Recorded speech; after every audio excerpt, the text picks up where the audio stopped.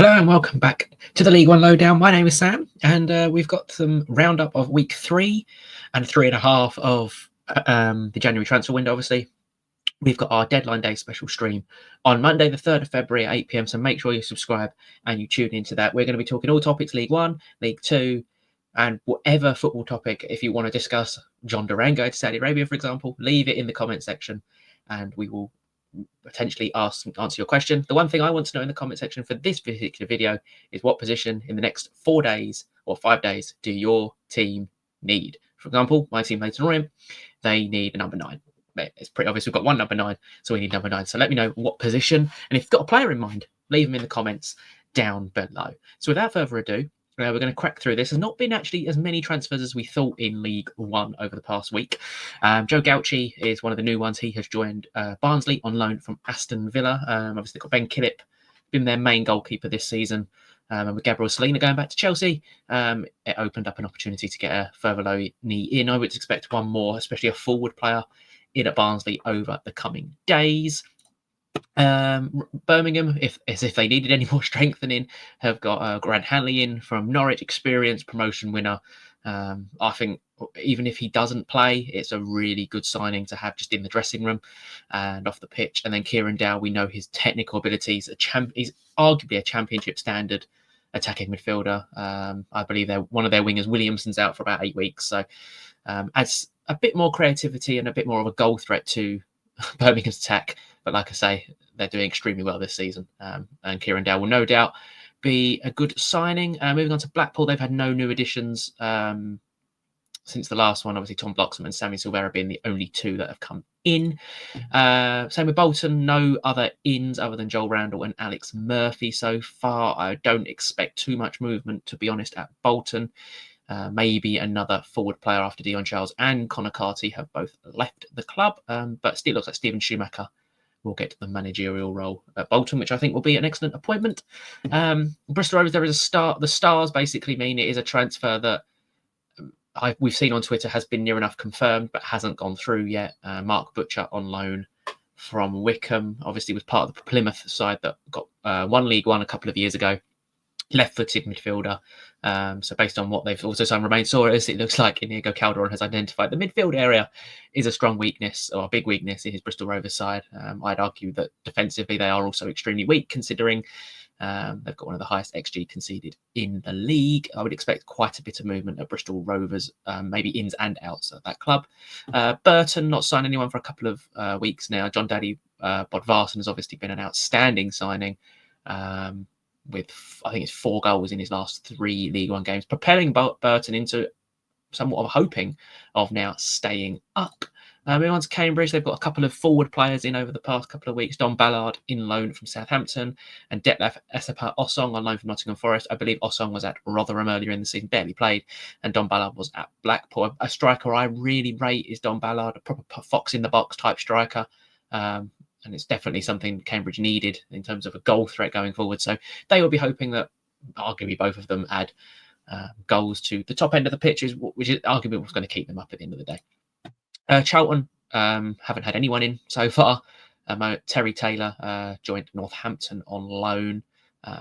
We'll see what happens with Charlton. Again, their squad's quite well adaptable. They've got an experienced manager, so we'll wait and see with Charlton.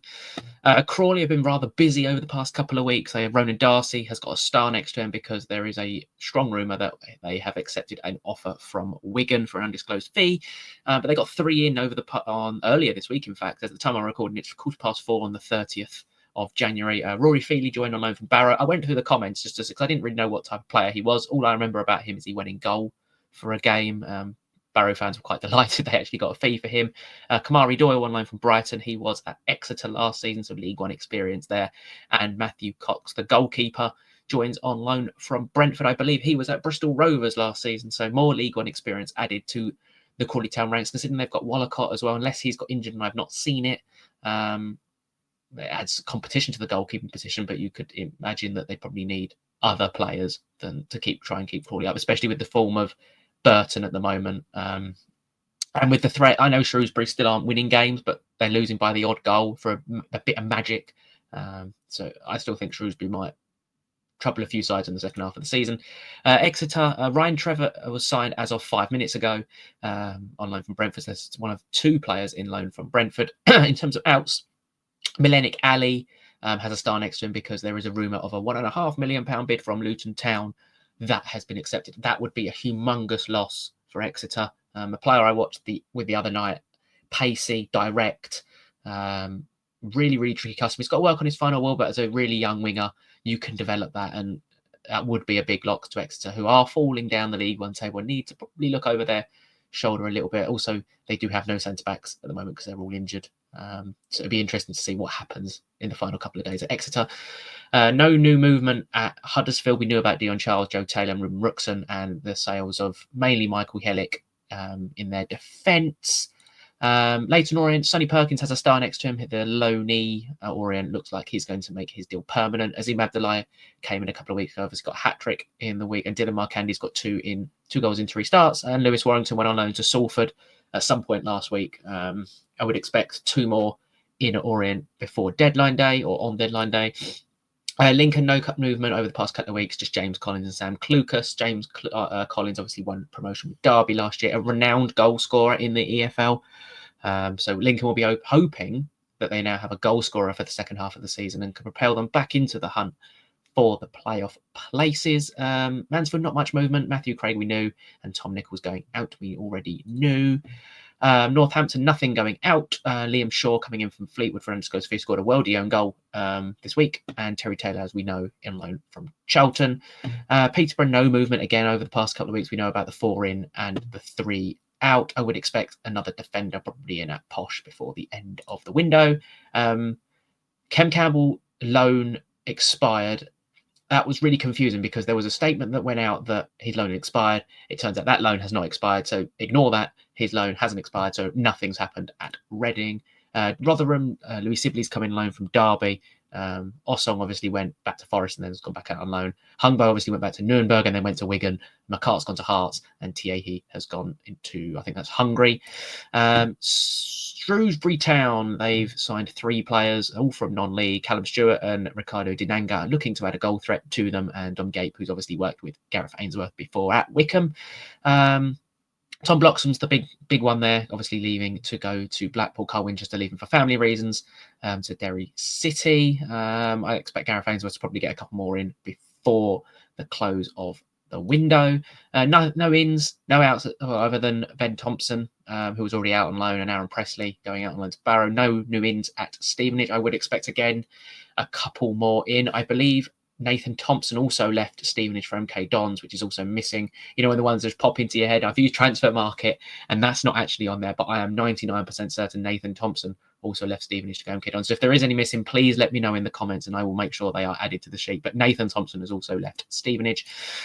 Stockport County, no more in since last time we spoke. Lewis Fiorini went on to Dundee United on loan, which was a surprise, but he's not really found his feet yet at Stockport, so hopefully he can go get some game time in Scotland. And Dundee United especially doing well in the Scottish Premiership. I believe they are sitting 3rd in the table. Lots of movement at Wigan. The big one being Taylor Adsgard leaving the club for Luton.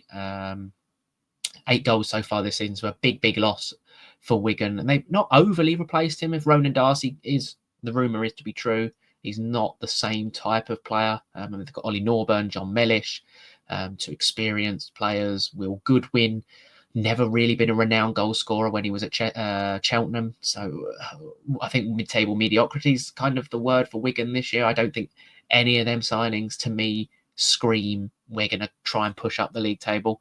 So I think you're looking for a pretty boring end to the season for Wigan.